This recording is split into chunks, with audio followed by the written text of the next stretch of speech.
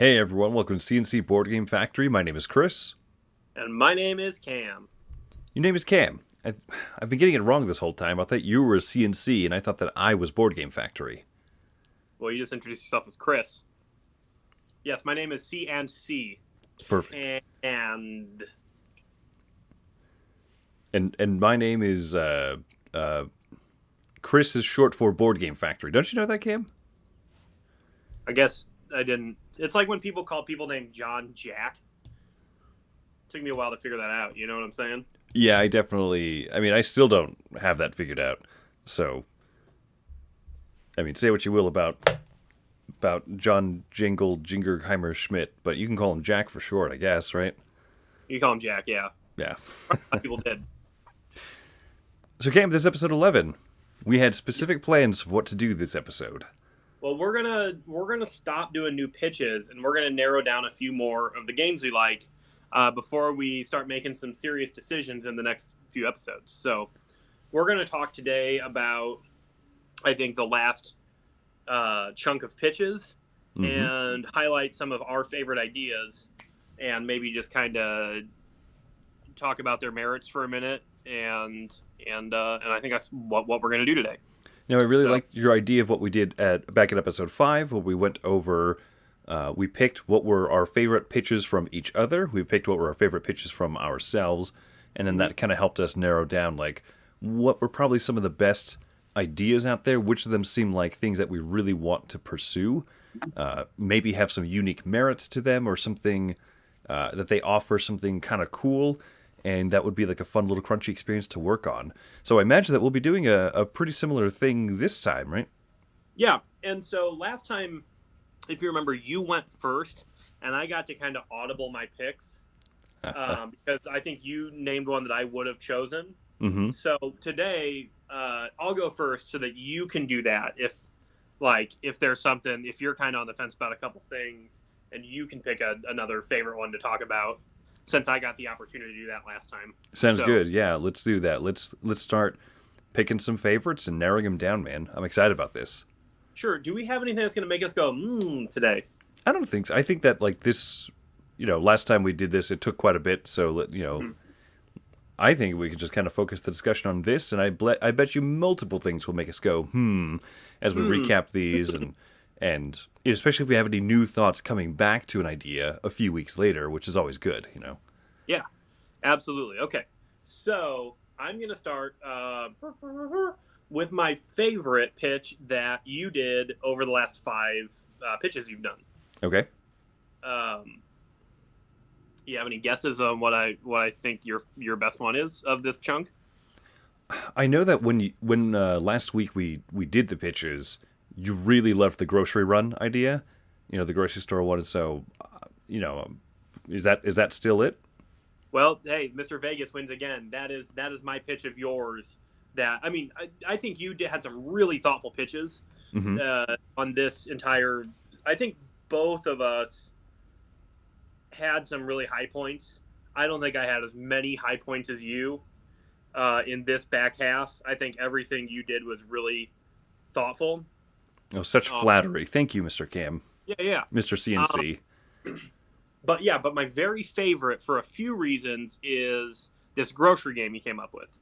The first of it is I think it's a really relatable theme that hasn't really been done to great success. You know what I mean? Mm-hmm. In other words, I'm sure there's games about grocery shopping or like preparing meals out there, and to some extent there are games about like preparing meals that have been very successful.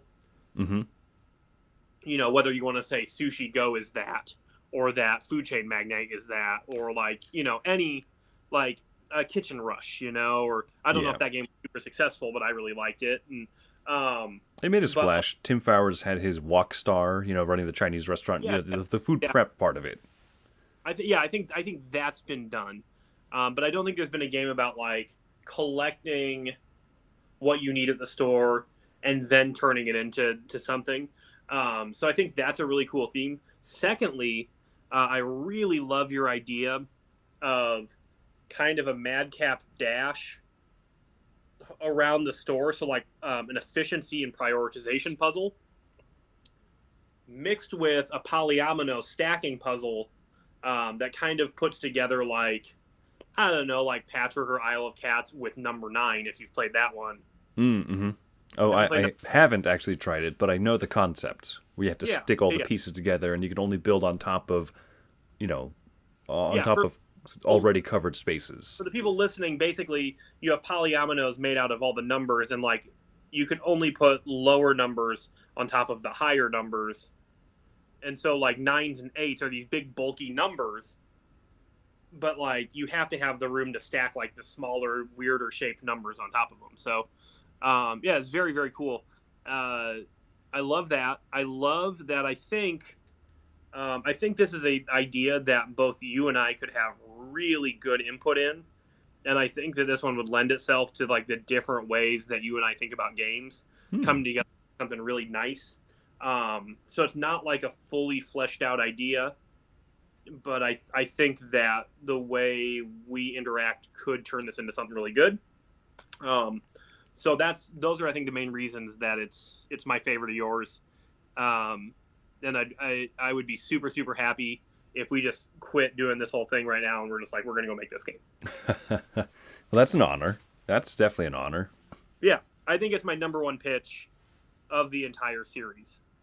Cool. But I mean, if I go back and listen to all the episodes, I might change my mind here and there. I might wobble or, cam over it. But I really, really thought a lot about that one. So the basic premise is you are running around a grocery store with a cart, and you have to go through all of the areas of the grocery store, aisles, and all like the side things. And you're getting food to prepare for your family, and you have these cards that'll tell you like what meals you need to make and the ingredients those entail. As you're going through the store, you're having to stack groceries in your cart, and if you stack the groceries poorly, groceries being represented by polyomino little pieces of cardboard that you can put like in your cart area and like build up on, you might crush stuff and cause some bad things to happen. There's a little bit of a race to be done first. There's possibly some drafting. I don't know if I fully talked you out of like a little spending mechanism, but I think you could replace that with points. I don't know. Hmm. But then you might have the opportunity to kind of pick and choose what recipes you're doing in that drafting, or you know, or maybe not. But I think it would be a game that'd be awesomely simple to teach, pretty thoughtful to play, but would have enough urgency where it wouldn't be like super AP prone. So I'm excited about it. I miss any major portions of the game talking about it there? No, I don't think so. I mean, you nailed it, right? I remember when we talked it over, one thing that you suggested that was so good because I feel like it solved a conundrum of mine was, you know, your idea was to simplify movement, to simplify everything. You just start at one end of an aisle, and you can either go down the aisle you're in or one adjacent to it. And so it's just whoop, and now you're on the other side, and now you have to start from here, and you can either go down it, back over, or to the other side, and just that is such a simple action movement thing is move down this aisle, move down one of the adjacent things to it, or go to the line and check out. And I think that is brilliant because it simplifies so much of what the game could just be about. Go down the aisle, you can pick up as much stuff as you want down it. Good, move somewhere else. Or what do we say? Or you could skip multiple aisles. So you could jump 3 aisles over, but that's your movement for the turn. So if you're like, ooh, I really need this thing, I want to get there first, and I want to be able to stack it on top of the stuff I just got. Whoop, that's your turn. Right. Yeah, and so I love games that have that quick, like, here's your turn, do one thing, and once you're done with it, you're done. Next player, go. Well, and the nice thing about having quick turns like that too is you will probably be like organizing things like the entire time it's not your turn too. Mm-hmm. Like kind of thinking ahead to like, okay, I think I want to go get this stuff next. So like, how am I going to put, I grabbed a heavy thing and a light thing here. So I better put the light thing up against this because I'm going to stack that other heavy thing on this heavy thing. And I think that you would very rarely feel like you weren't playing the game during this game, which is a really nice way to feel, you know? That's a good point. So, yeah. I mean, like, that's my number one thing about, like, why is Scythe my favorite Jamie Stegmaier game? Well, I think the best game of his is Viticulture if you're using Tuscany. Mm-hmm. But I think my favorite to play is Scythe because, like, I always feel like it's my turn because the turns are so quick and things happen on other people's turns. You know, if you do like that enlisting that gives you stuff, and now you're like, oh, well, I can do even more now on this next turn, and you get to you get a lot accomplished in a short amount of time, and so does everybody else. So, I think this is a game that could have that. And yeah, it kind of reminds me a little bit of that and a little bit of. Have you ever played Firefly, the game? No, but it was re-implemented by Outer Rim, right? I don't know if re-implemented because they were different companies, but I think they're very similar ideas. Like exactly the same game. Maybe I'm super wrong. I don't think they're exactly the same game. I don't know if Outer Rim's based on that or if it's just they're so similar because you're smugglers and deliver stuff, But part of the joy of Firefly was it was a big long game. It took a long time, but if someone was taking a shopping action and they're like, "Oh, I'm going to the Persephone base and I'm going to look through like these 5 cards. I'm going to figure out what I want to purchase and stuff." You're like, "Cool, your turn is functionally done to me because I know that you're not going to do anything that'll affect me over here in the the blue sun quadrant. So I'm just going to take my turn." Right. And so I liked that, and I like your point of if my turn, I choose to go down this aisle because I know that I need bread, I know that I need hot dog buns, I know that I need this thing. How do I want to stack it in my cart? That's a me decision. It's your turn functionally now because I can just start stacking and right. playing the Tetris thing. So yeah, and I think that here's one thing I've been thinking about this game this week is you had mentioned like a scarcity mechanism where like you might have to prioritize like going and getting certain things down an aisle. mm-hmm. I was thinking about that, and I think I could go either way on it. Yeah, agreed. And here's why. So one, I think it could create a little bit of a bottleneck in the game if you had a scarcity mechanism in that like on your turn if you're going down aisle A, and then like you can go ahead and go. I'm just figuring out what I'm going to take and how I'm going to stack it. I, as a player, if there's scarcity, am rewarded by being like, no, I'll wait to see what you do because I might be thinking about going to get apple juice. But, like, what if you go take all the apple juice? Or, like, what if I think you might go down an aisle I want to go down next, so I want to see how you stack? So I'm like, oh, well, he probably won't go down there because he stacked all of his light stuff, that way. And so and then thematically, here I think a reason to not go scarcity is because like very rarely do you have scarcity of major items in grocery stores. You know what I mean? Toilet paper is the most recent thing. Yeah, but you're always going to find salt. You're always going to find chicken. You're always going to, unless there's a weird situation or it's like the 4th of July, or, like you generally will find grapes and bananas and cream of chicken soup and like all the things that go into like side dishes and recipes and mm-hmm. But I think that'd be something to tool around with, or perhaps you could even have events in the game, and maybe one of the events could be that there's some scarcity at that market that week, and then you have to wear your mask if you're going to go in there too. I was listening back to some of the old episodes, and in the one that we had our friend Jordan Hopper on, I remember you saying like, yeah, I went over to the convenience store, and this guy walks in without a shirt, and nobody's looking at him as if he's weird at all. He's also not wearing a mask, so it was extra weird.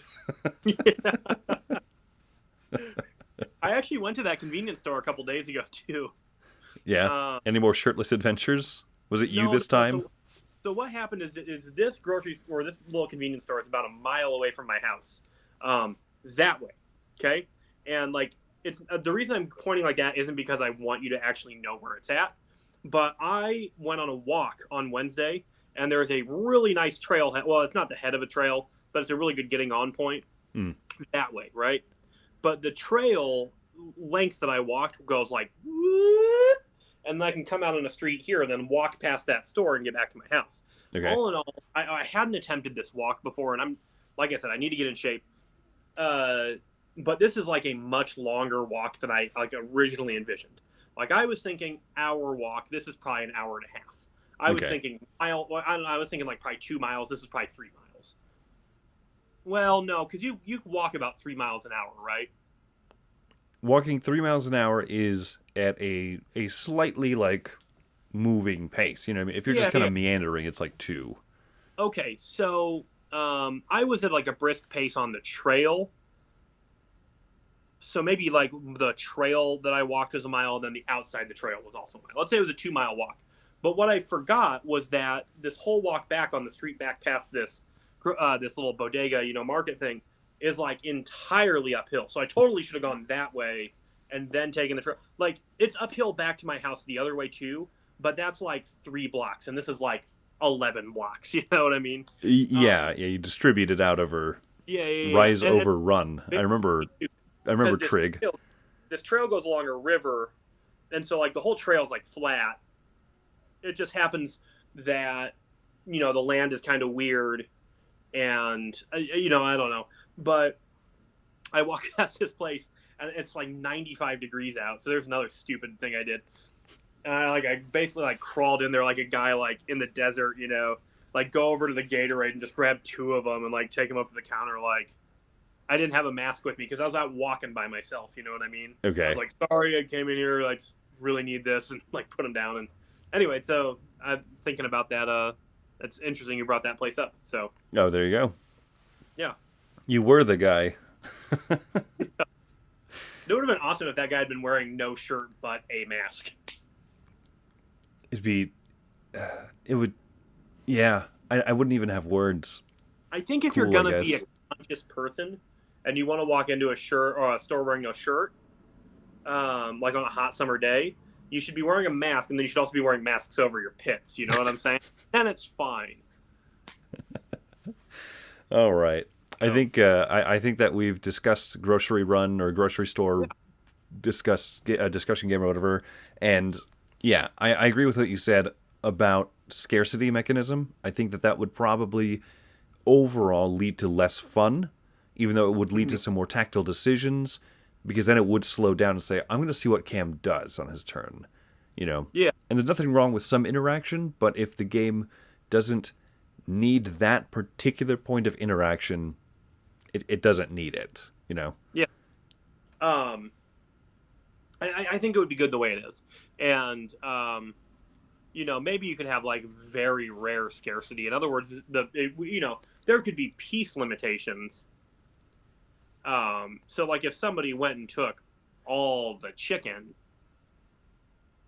like the rules could maybe allow them to do that, but we probably also have a rule in the game where like you lose points for the stuff you don't use, you Mhm. know. But like yeah, maybe there are only 10 chickens, but nobody's ever going to take like more than two Right. if they're running through, because like maybe 20% of the cards call for chicken or less, and like the idea that you'd have 10 that you're going to try to work on in one round would be insane. I don't know, but like what I'm saying, like there's going to be a limited amount of cardboard in the box, so like there will be some limitations, but you don't need to necessarily have a specified scarcity mechanic in the game, I guess. Yeah. Anyway, on to my second, my favorite for me. Do you want me to go? Do you want me to pick a favorite of yours first?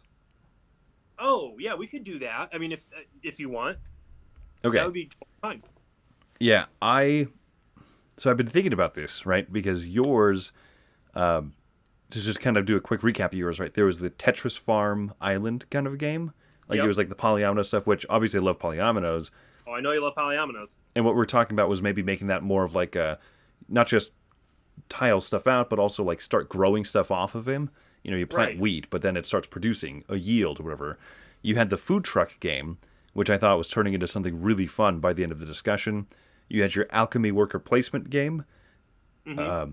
with like every worker placement spot was a mini game, and then there's the dungeon crawling kind of memory game type thing Right, right. where you go through the past and you flip over the tiles and stuff. And I'm really torn on what I think is my favorite of your pitches. like very, very, very torn, because I think that these were all super.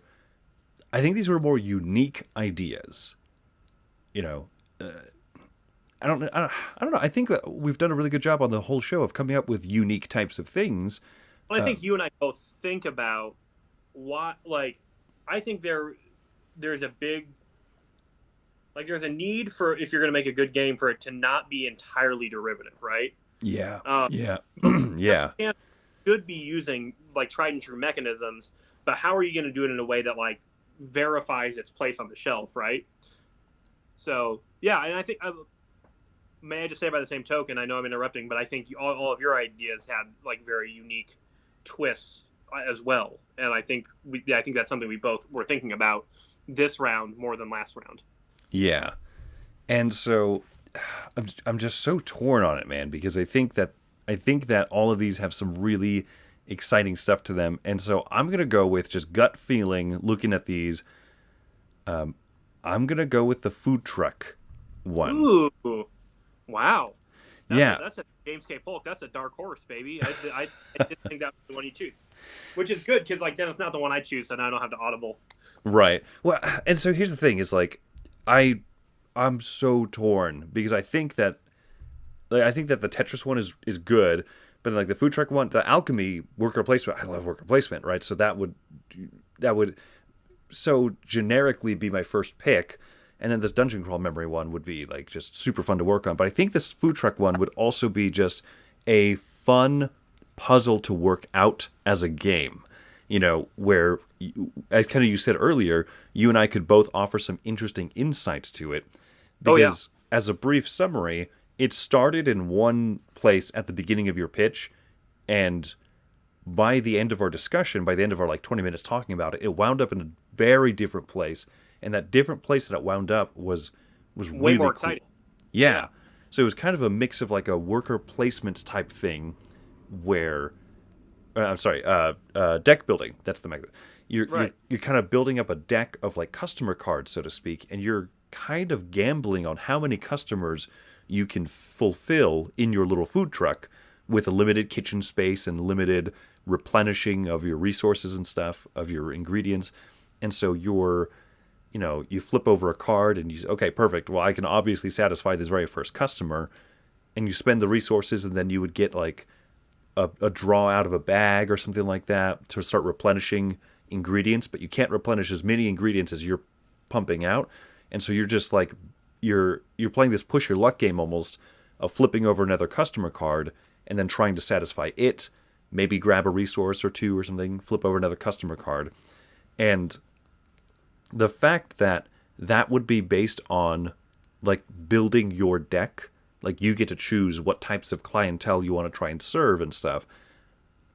And then so like it's a push your luck, but you have the little bit more edge of control over what goes into that deck of cards you're flipping over. I think is a really neat idea. Yeah, and maybe it's not push your luck. Maybe it's push your limits, right?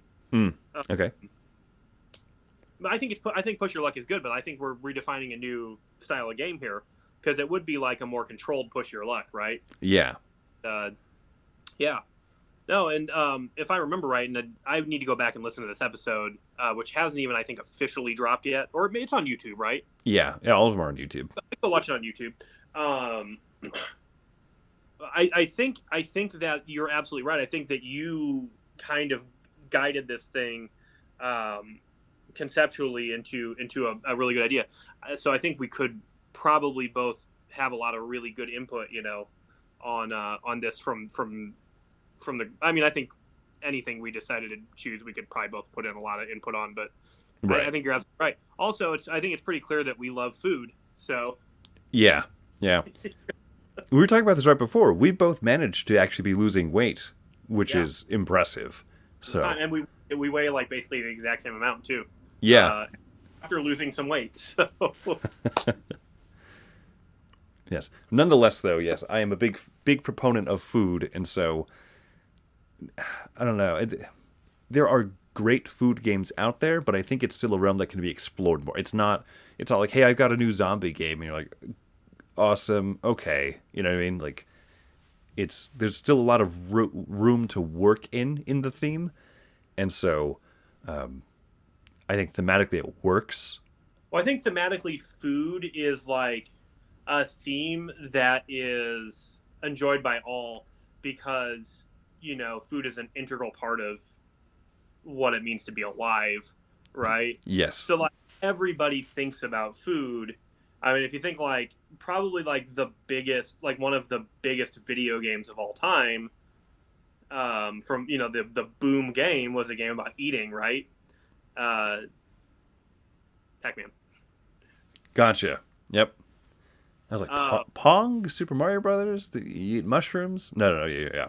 Pac-Man. Yeah. I think that there's unlimited room for games about food.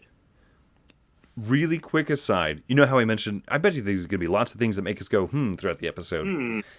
Speaking of that, Pac-Man is incredibly intuitive. When you don't know the rules to play, you're like, I move around. Oh, I'm gobbling up these things. I guess I want to gobble up lots of stuff. And then, hey, there's fruit popping up in these corners. Fruit is inherently good. Like I can't think of a video game that would have fruit pop up that's like, avoid the pineapples, don't touch those cherries, right. And then ghosts, people know like, I should probably avoid those or whatever. And so, just from like a UI, like user interface perspective, that's amazing that, the inclusion of food makes Pac-Man so, like, understandable. So. Well, and, like, how to play the game can be summarized in, like, a diagram. It's like, ghost here, little motion lines, Pac-Man going the other way, ... cherry. That's all you need to know. Yeah. Big dot, chase ghost. Like, that's the game. Like, you learn, like, that's very intuitive because, like, when you take the big dot, you're like, hey, why are these things flashing and running away from me? Like, you might not know, like, if you were playing, like, if you were, like, the only person on Earth and you, like, found a Pac-Man machine, it might take you a while to figure out that you could eat the ghosts after eating the dot, but you would at least know that the big dot made you scary to the ghosts. Yeah. Yeah, exactly. So, like, it's a wonderful aside of like when you have such limited resources to work with, you have to make things just intuit well, and so food does that. It intuits well because we all understand we like food. You go somewhere to order food, you want it quickly. You want good quality food. You know what I mean? Like there's so many things that the theme will just help carry a mechanism through, just like in Pac-Man. Get those cherries, man. Here's another tidbit about Pac-Man that is not so nice, but I'm going to share it now. Did you know that they were originally going to call Pac-Man Puck-Man? This is not a joke. I think I've heard this. So, like, because he looks like a hockey, like looks like a little puck, right? Yeah. But they're like, I don't remember if they actually tested that name, or if they like I think they like made a couple cabinets and like, obviously, there's a word that rhymes with uck that like is really not good. That people would vandalize these cabinets to say, and so they're just like, well, he kind of goes Paku Paku Paku, like so. Like that's how he became named Pac-Man.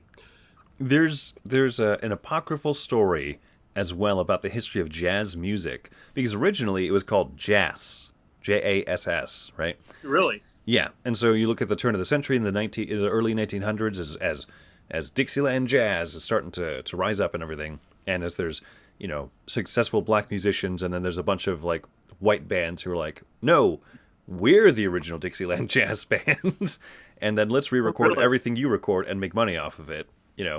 It's a very sad history, but you have these groups called like the original Dixieland Jazz Band, JASS, and the apocryphal story is that the word changed into jazz with 2 Z's instead of S's because people would vandalize and scrape the J off of posters. Oh, really? That's very funny. So Puck-Man and Jass. Jazz. What kind of music do you like? Jazz. The music in the Star Wars universe that Jabba the Hutt listens to is called jizz. Yeah. Let's just go ahead and stop that. Yep. But that's true. You guys look it up. So okay, so yeah, your pitch, the food truck thing, I think, and it might just be a gut reaction feel right now in this moment, looking at your list, because I think that there's like quote unquote better games to be made, but I think that this one is something that people could get, and you say like, hey, here's something new to the realm of Push Your Luck, and people would say, I like this, you know.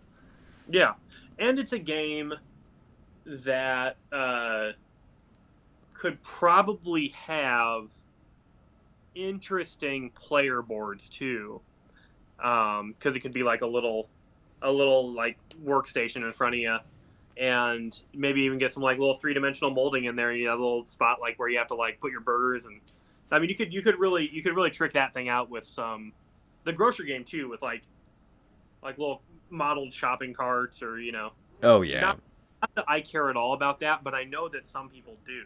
So cool. Well, okay. So now on to our own favorites for ourselves. Yeah, let's Did get I narcissistic, baby. did I sink your battleship there? Was that your favorite of your own? I don't think so. No, Okay, because the food truck one wasn't my favorite of my own. You can probably guess what my favorite of my own was. I'm so torn because I found the last You one. nailed it first time. What was that? You nailed it when you were guessing what I thought. Oh, your own would be, yeah. Yeah. What I'm gonna say is, I think that I think that the Push Your Luck dungeon thing is incredibly charming, but my guess for your pick for your own favorite would probably be that Alchemy worker placement game. 100% right. 2 for 2.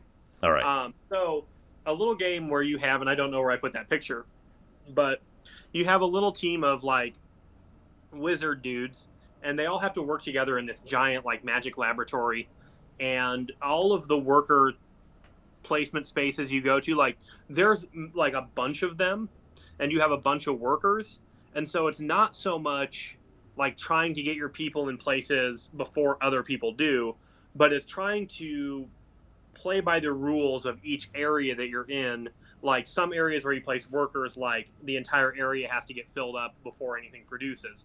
And some places you go, you cannot go to a place if another person is next to that place. But if something's placed in a spot that's next to that guy, and we'll draw a diagram. But basically, like every time you place in that area, another one gets unlocked, and then you can go to a space, and then they'll unlock another space for you. So you have to be like careful and like time wise when you're going into that, centrifuge or whatever. You have spaces that like you have to have like the majority of the people have to be in one space before you can play again into another space. You have all sorts of little puzzles you have to figure out with your workers. And overall, the problem here, and I think there's a huge, I think the glaringest issue of this is I haven't really thought about like what are these action spaces going to do, and what are you producing, and whether that would be puzzly also, or whether that would be very straightforward, or whether it'd be like a cooperative thing where like you're working on projects together to everybody score points, or what. But I think that the idea of like having all these different little areas on a board you could fill could be really neat. And check this out, Chris. Here's a thought I had about it today that we didn't talk about Ooh.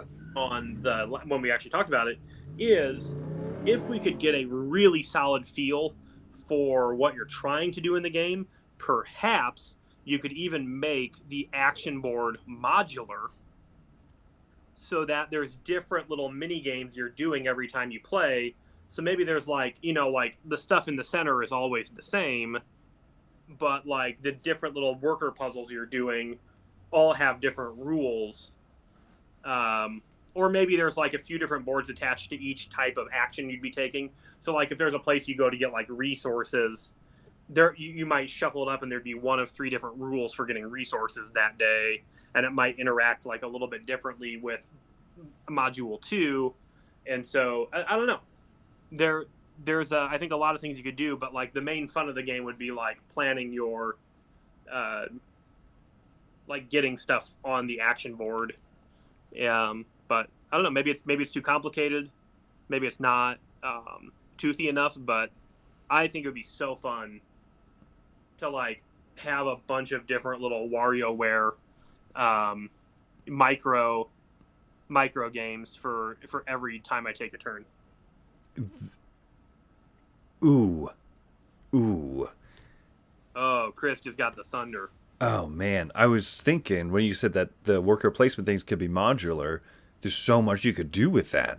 That would Oh be yeah, great, you know, and so you can make it that there's like three choices for gathering the green resource, and then there's three choices for turning green resource into gold, like, oh, you know, whatever the trappings of it may be. Your wizards, you probably want to make special elixirs or something like that. Like, who knows, right? But the other thought that I had was, wouldn't it be interesting if you had, like, say, four main worker, you had the central worker placement spot and then four satellite ones, and each game you just shuffle those four up, and so you have, you know, you talked about like one of the mini games would be like a star map type thing, right? So you have yeah. like the star, and so you have to like you have to bump somebody out of it in order to be able to place where they were and whatnot. But that star map thing could either be for the green resource, or it could be for the blue resource, or it could be for the conversion action. Like, all four Yeah, you could swap them around from game to game, and which would that would make it like a little more Teotihuacan, where you always have the same stuff, but like the order in which you do it is different. and not even so much the order, but say like to the I think this is the right hand side of my screen. To the right hand side, right, is always the gather green resource action. But there's four different like mini games, worker placement mini games, and so in game one, the gather green stuff action is this star. But then the Yeah, next game that you play, you shuffle them up and you flip it over, and boom! This time, the gather green resource action is actually the table, like the lots of different tables where you have to place a worker in the first table before jumping to the next one, but you can choose to jump further along without having to fill workers in the previous tables to get more resources. But then he's more likely to get injured, and he has to go to the magical eye wash station after he takes his action. yeah, And we talk about all those fun little quirky interactions. It definitely sounds like a CGE game with all of its quirky, like, silly, yeah. And I think that's like what I see in my head. Kind of like the board kind of looks like Dungeon Lords or Dungeon Pets or Alchemists. You know what I mean? Mhm. Where like you can like the actions you're taking are like the picture shows you like kind of what's going on, and like the thing you're doing works kind of thematically with what's actually happening. You know, Mhm. but yeah, I don't know. I think there's like this one I think gets my vote because it's like I think to me the most promising core mechanism, but like with the openest highway of anything we've talked about, as far as like what I think that's like a good thing. I also think it'd be a challenging thing too. So, Right. um, but it was my favorite of my own, probably because um, I just like the idea of having little mini games for worker placement. I agree. I think and the fun would be if you could make each mini game once again kind of intuitive, small, like a small explanation. I mean, you play worker placement games and you're like, okay, let me explain all 17 spots and what they do anyway. So you just kind of reduce it down to like 5 or 6 different spots, but each one has a cute little mini game to it, and that's not going to be hard to like remember. Oh, the star thing works differently than the like desks in a row, works differently than I can't remember all of your different ideas. You drew it Yeah. out. I think that those would be cute and not too hard to like play. But every single time it's your turn, you're like, ooh, which Well, and even area if you do have I a ton go? of Which area do I prioritize first? yeah, but like even if you have a ton of modules, you can still just put like a number on the module, and like you just go look up in the appendix, like how does this work exactly? And if you're teaching brand new people, they still only have to learn 4 different action boards Mm-hmm. that time, you know. Yeah, But exactly. I think you're right. So, but yeah, but I think the idea of not tying them to the result would make it easier to like get kind of silly with the like what you have to do. Mm-hmm. This would be an awesome design challenge, and I mean, here's the thing, man. Is like I was this close to making this my pick. It really was. And so, and your like memory based dungeon crawl tile thing, like all of them were like tier one. All of them That was were. number two is the dungeon crawl. Yeah. I thought it was a pretty fun one. And honestly, like I think what I liked about that is like talking with you and ideas you had turned it in from something that I think was like I wasn't so excited about when I was bringing the idea, but like the evolution of a half hour of conversation about it turned it into something that I'd really want to design, you know? Yeah. So, yeah. But I think that's maybe how every single one of these pitches kind of goes at the same time, too. But, yeah. So, what is your pick for you? Your favorite one? Given that we talked about the grocery store game. but like I know you were really jazzed on your seaweed idea. I know you were really jazzed on Impresario, the Opera's House Impresario Island, the Opera House, 2019, the modern opera game of impresarios. and then the other one, oh man, I know. Why am I not thinking of your other idea? I know it's good. It was the very ambitious one of killing a certain historical dictator. Oh yeah. Yes, that one was incredibly ambitious. And that was also a very, very, very good idea. And we had a really good conversation about that game too, I think. Mm-hmm. And like different ways you can make it like super, super exciting to play, like replay chapters. And okay, so my thought for what you're gonna say your pick is for your favorite, and I am not as good of a judge as you are because I really have no idea. Ooh, but good. I think the idea, given that I think your goal, like mine, is to make something pretty accessible and something that we could both like, that would be kind of like a twist on like tried and true mechanics. I think that your choice. Do you have your choice locked already? I do, sir. I think it's the seaweed game. It's, I like it, and I see so much potential in it. No, but I'm 0 for 2 in my guess of what you thought, what you would say. You're 2 for 2, so obviously, okay. So either I'm a man of mystery or I'm just a troll. But we'll say man of mystery. It's selfish, my pick, honestly, because what you said is a really good point of like games where you and I could collaborate the best and make some new interesting twists on something tried and true.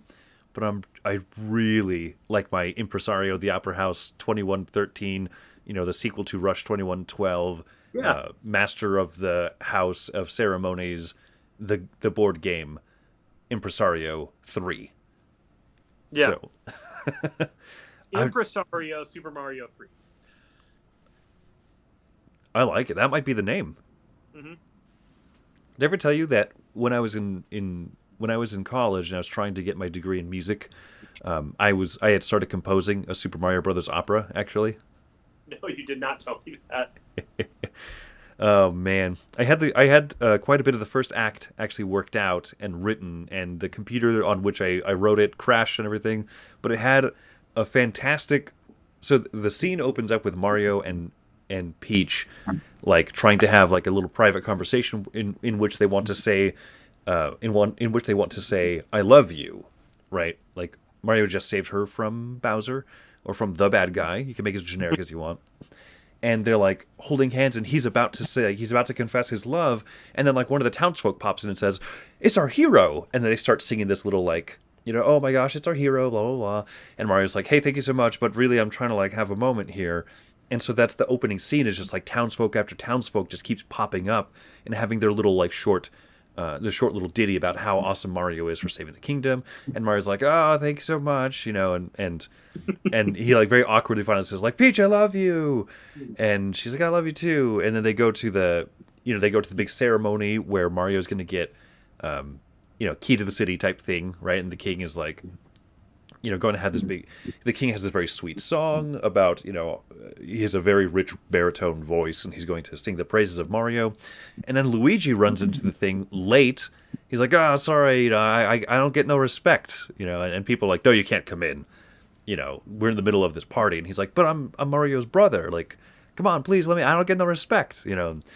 And so Mario's like, "No, please let him in." And the guards are like, I don't think we can." And he's like, "He's my brother. Look at the mustaches." And then they go into this huge, long song about how cool their mustaches are. And then they have the big celebration. And then at the end of the first act, Peach gets kidnapped by Bowser.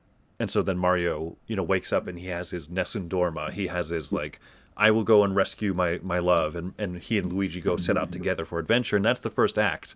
And so, like, I really had this thing worked out.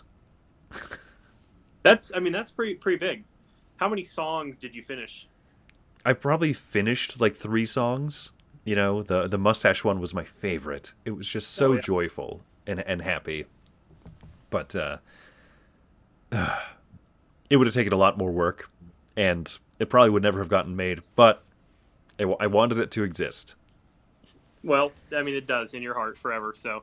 Yeah. All right, so tell everybody about Impresario, the Opera Masters, 2112, +1, Super Mario 3. Yeah, I realize this is not the Super Mario Brothers Opera podcast. Anyway, so that story is just a delightful little side adventure of... We go on plenty of side adventures, Chris. It's definitely not... I told a 5-minute story about taking a walk, so... You did have the mask on your pits, though, was the thing. So yeah, you gotta finish up with a punchline. That's all. Okay, so Impresario would be a dice drafting game, and the thing is that opera has historically 3 main languages into which it's performed, and so is German, Italian, and French. And to reflect that, there's 3 different colored dice that you draft, and the color allows you to move up one of the language tracks, representing your mastery as an opera house about German language or French or Italian or whatever. And then you have 8 character cards in a 2x4 grid in front of you, and then you place the die between 2 characters. And so you get to activate both of them. And so if you have a black 4, maybe one of the cards requires black or red dice to activate. This is a cam idea. And the one next to it requires a 2, 3, or 4. So you have a black 4, you put it right between, perfect, you activate both of them. But let's say that you really need to activate one power, but there's just not a way to make it work with another card. You can put it down. This is a black 6. Only the black part activates, not the 1, 2, 3, 4 card. And so you can activate them. They will help move you up other tracks. There's tracks that are like income, like an income track that you fire off every round. There's a money track that you fire off every round. There'd be one that's like a patron track. The higher move up, you get more of these patron tokens, and then you can use patron tokens to change the color of a die effectively, or to change the number of a die effectively, or you can trade it in for money so that you can just take more. Like they would be flexibility tokens, is essentially what they are.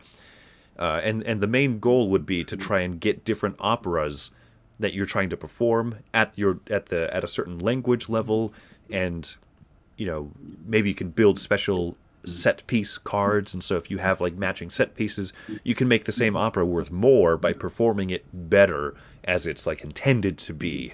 And so Dice Draft kind of drives it, and it has a little grid, in which you activate special abilities. And we love grids. I love grids. I love tracks. This has everything that I selfishly wanted to get. It has a cool theme that I envision would be like a modern opera house. So it has that throwback to this classical period or whatever, but it's not stuck in this like stuffy European dudes with wigs theme. You can have a modern conductor, who is a black lady with, with natural hair or something like that. And you know what I mean? You can make it a modern thing where you're not just like beholden to all of these like, as much as like the new version of Rococo looks beautiful, it's a game of its era, whereas this doesn't have to be, because opera is still performed today. And selfishly, I want people to be excited about something about opera who might not normally be.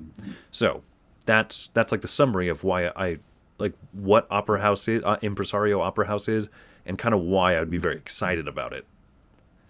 And it's a really good idea. And I probably should have just assumed that we would go with Impresario, the opera masters of the modern era. But no, it's great. I think it's a super good idea. I think that there'd be so many cool things we could do with all the different little aspects of the game that I would be more than happy to work on it. And honestly, I was more jazzed on this idea than the seaweed idea. I just thought you were going to go with the seaweed idea. So it had some cool thoughts, like automating your farms and stuff like that. But I think that this one just has more clever thoughts in it. I really do. I think that there's more to work with. So yeah, so that's also part of the reason why I chose it, is because I think that we have a good starting point. We have an idea of what the mechanism would be, what the objectives would be, and then I think that you would introduce labor. You would introduce a lot of. I think you would introduce a lot of great ideas that I would have good ideas, but then you could help elevate, and I think that collaboration would be so good for you like, what I mean? I kind of envision this to be like a Daniel Tascini, Simone Luciani, like inspired kind of a game. And I know that you and I crunch both of those types of designers, Yeah. So I don't know if I like Luciani or Tascini better, but they're like my top two. They're both really, really good. Yeah. It's kind of hard to tell whose core concepts you like better, because I don't think I've ever played. Well, I understand kind of what Tascini's all about, but I don't think I've ever played a game that was solely designed by Simone Luciani. I don't know if he has one. I mean, maybe. I think he's always collaborated, but I haven't played every single game. Most of Tascini's games are collaborations as well, but Tascini went solo for Teotihuacan, and he also went solo for Barrage. You know what? Barrage was Luciani. Wait, what? Yeah, Barrage was. Barrage was Tascini. It's not. Am I wrong? Am I super wrong? You're super wrong. Yep, I am super wrong. I'm sorry. I was thinking Barrage was Tascini. Oh, but he did write that with Tommaso Battista. Sorry, Tascini did Trismegistus solo, right? Or did he have a help for that one? I don't remember. And obviously, David Turksey wrote the solo mode for Teotihuacan, which I've never played. But it's involved. It's not impossible, but it's just hard to get, But I'm sure that if I were to play it more than once ever, then, coming back to it, I'd be like, okay, I remember this a little bit more. In fact, I played it once, and then Barrage. What was that? Trismegistus or Barrage? Which one do I prefer? No. Which game are you talking about? I was looking up solo Tascini games. Oh, sorry. Solo. The solo mode for Teotihuacan, which is one of my favorite games. Okay, for sure. Yeah, it's involved. If I were to play it, I think I played it once, and then I filmed it. I filmed a solo playthrough of it, and I was like, why did I think that I should do this on my second play of it? And it was mostly because I wasn't sure if I wanted to come back to it a third time or not. But it's good. It's good. You and I had a little argument about the merits of Teotihuacan versus Castles of Burgundy, like a year and a half or so ago. We did. We were so young back then.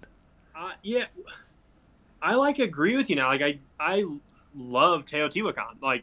I went from I was kind of blah on the first couple plays to really loving it. And I am gonna brag here, but I scored 275 points last time I played. I topped every track. I remember 2 times ago I was almost to the top of every track. This time I actually did it. Dang. It just happened. It just went well. Sometimes you just get to go in the spots you want without a lot of resistance. You know what I'm saying? That's nice. Oh, hey, really quick. This is a game design podcast, but I'm going to nerd out for a second because Board and Dice Rainer Alfor's announced that they have like a little print and play expansion where really it's just kind of like an extra rule set that you can use. If you use like a neutral set of dice, like if you have 3 white dice lying around, they have up for free the rules for using a neutral shared worker color die. And so every player, I think, has 1 fewer die on the board, but there's white dice that anyone can move 1 space, and you can activate that on your turn. So if you have like 2 of your boys together on 1 spot, and then a white die behind it, you can move the white die in your turn, and now you functionally have 3. Oh, nice. I take it if you ascend the neutral dice, you probably get to go up on the track, but it works like, and you probably get the bonus, or does it not work like that? That's a good question. I'm not sure. I did a brief cursory look over of the rules, and it sounds neat because there's a similar variant rule for Istanbul that I really like, especially at 2 players, where you have like neutral pieces, so either person can stack up on top of the neutral ones. So it leads to some like really neat interaction in that game that would otherwise at 2 players be a little lower interaction. So I played Istanbul, but I hear that I would really like it from people who have told me that I would really like it. I think that you'd really like it. I probably would. I think we've done a good podcast today. I think we have. Yeah. And so, anyway, yeah, any other thoughts that you have on Impresario before we wrap up? Well, now I'm going back to that. I think the most exciting thing about it to design right now, like if I'm thinking of like what we're doing, is really locking down those action spots where you can use like the ones on either side and like coming up with what they do and then like finding the right arrangement for them, so that like different areas don't seem like over or underutilized. I think that would be a really fun game design challenge right there. Yeah. I love the underwater cities conundrum of really wanting to do something but not being able to have your cake and eat it too, versus like taking an action you want less because it matches. So yeah, I'm stoked and jazzed. I genuinely feel like this could. I think next week when we come and bring like our best ones to the table, I genuinely feel like Impresario is going to be one I'm that excited about. Ooh. So well, we'll see how it shakes out. All right, perfect, man. All right. Well, hey, good podcast. I'm C. That's C. This is the Board Game Factory. He's the Board Game Factory. I'm C and C is what I meant to say. And this is our podcast named after our names with no, like, anything else. Yeah, exactly. This is the functional equivalent of a podcast called John, Jack, and John. Limited. It's a functional equivalent of a podcast called David Johnson, Mark Donaldson. And with that, we're out.